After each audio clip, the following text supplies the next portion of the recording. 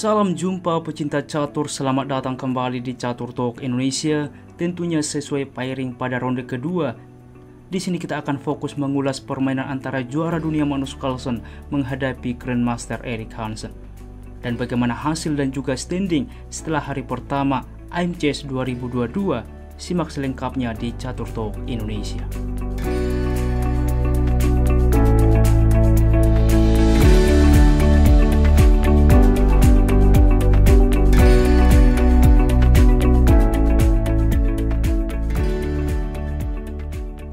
Baiklah teman-teman, di sini Magnus Carlsen putih memulangkah dengan pion ke-4, dibalas E5, kuda ke F3, kuda ke C6 dan gajah ke C4. Magnus Carlsen memilih pembukaan yang cukup tua dan juga favorit, yaitu pembukaan Itali. Dibalas kuda ke F6, two knight defense atau pertahanan dua kuda, maka D4 langsung juga membongkar petak pusat, sehingga dengan pemilihan pion ke D4 menciptakan variasi terbuka. Maka pertukaran pion terjadi, pion E memukul pion D, maka E5 mengusir kuda. Di sini D5 kembali mengancam gajah. Di sini gajah ke B5 teman-teman. Apa yang diharapkan Erik Hansen apabila putih di dalam posisi ini melakukan end pasan, maka jelas di sini keunggulan bagi hitam karena gajah akan aktif sekaligus memukul pion, sehingga kita lihat di sini cukup banyak aktif teman-teman dan sama-sama juga mempersiapkan rokade.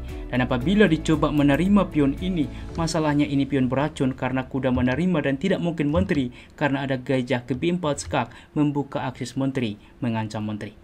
Untuk itu teman-teman, kita kembali di dalam posisi ini, dipilih gajah ke B5 sehingga dilanjutkan dengan kuda ke 4 menempatkan kuda di sentral juga sekaligus menyelamatkan diri.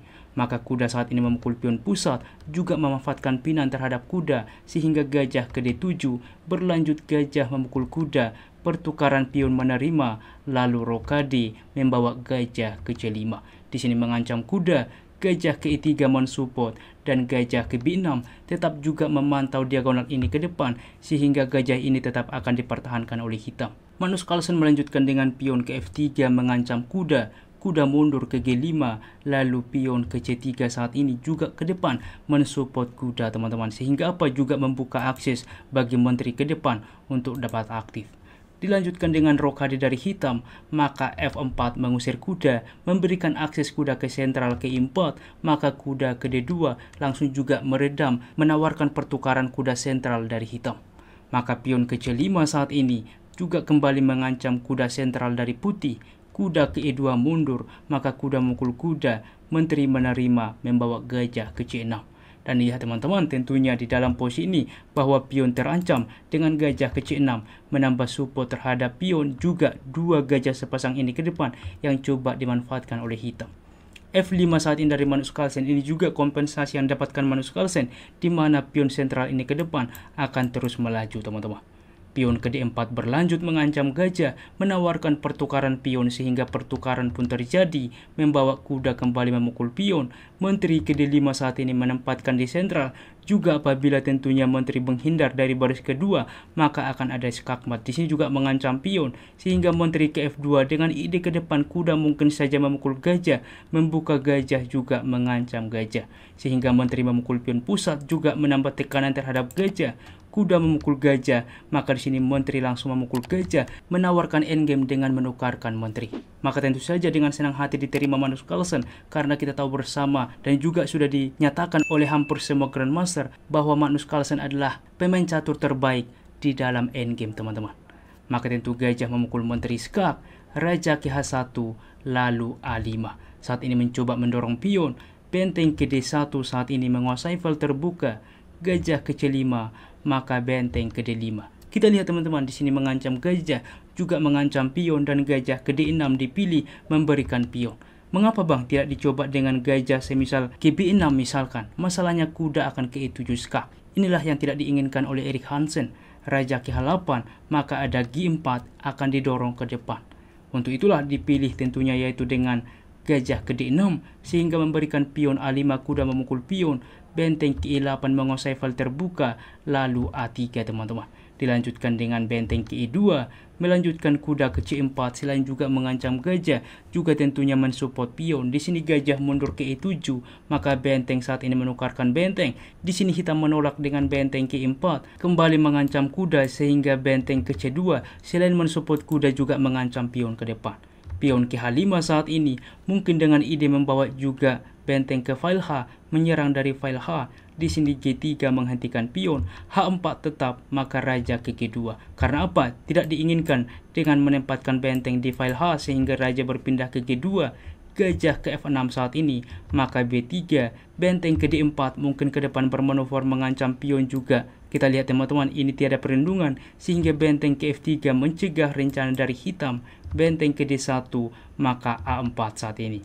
Berlanjut benteng ke A1 mungkin juga ke depan membawa benteng sehingga menumpuk benteng di baris ke-1. Kuda ke E3 saat ini bermanuver ke depan. Benteng ke D8 tentunya juga selain mencegah juga fokus rencana. Di sini juga adanya kuda, tetapi tetap tanpa takut Magnus Carlsen kuda ke G4 kembali mengancam gajah.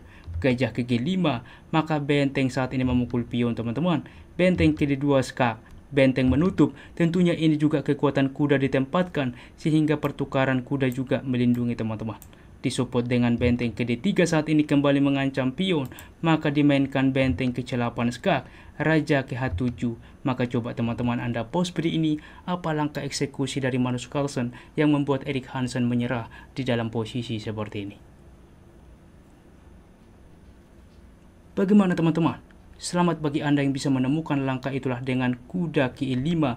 Percaya atau tidak, di sini mengancam benteng juga mengancam pion bahwa hitam menyerah karena apa? Tiada bisa melindungi pion ini teman-teman. Apabila dilanjutkan dengan fokus rencana benteng ke D1 menumpuk ke depan, masalahnya tetap kuda memukul pion. Apabila benteng ke G1 skak, masalahnya raja aman di H3 dan apapun opsi selanjutnya cukup berbahaya, benteng ke H8 dan ini pun skak mat.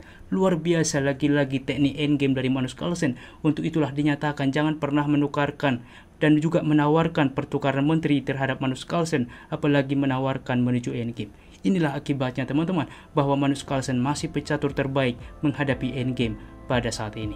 Dan berikut adalah tingkat akurasinya teman-teman, di mana Magnus Carlsen memiliki akurasi 94,8%, sedangkan Erik Hansen 89,7%, merupakan sebuah perbedaan yang cukup signifikan. Dan bagi Anda yang belum mengetahui hasil dan juga standing setelah hari pertama, berikut saya tunjukkan kepada Anda. Di mana pada ronde kedua ini, Anies Giri mengalahkan Vidit Gurati, Gukes imbang dengan Arjun Erigeisi, Pentala Hari Krishna imbang dengan David Anton, Nodirbek Abdusatorov mengalahkan Richard Rapport, Niels Grandelius dikalahkan Aditya Mittal, Daniel Naroditsky imbang dengan Vincent Keimer, Jan-Christoph Duda mengalahkan Sakya Mamediarov, dan Magnus Carlsen mengalahkan Erik Hansen. Dan ini yang sudah kita bahas teman-teman. Sehingga standing adalah sebagai berikut. Permainan dipimpin oleh Nodirbek Abdusatorov, diikuti Magnus Carlsen, Sakya Mamediarov, Jan-Christoph Duda, Vincent Keimer, Richard Rapport, Gukes Domaraju, Arjun Erigeisi, Vidit Gurati, Aditya Mittal, Anies Giri, Daniel Naroditsky, David Anton, Erik Hansen, Pentala Hari Krishna, dan diakhiri Niels Grandelius. Baiklah teman-teman, demikianlah ulasan catur hari ini. Jika kawan-kawan suka dengan konten catur seperti ini, dukung kami dengan cara like, subscribe, dan juga share. Apabila ada saran ke depan dan juga request, jangan ragu tuliskan di kolom komentar dan kami akan berusaha membuat requestan dari Anda. Salam catur token Indonesia, sampai jumpa di video berikutnya. Keep sharing and keep loving. Bye-bye.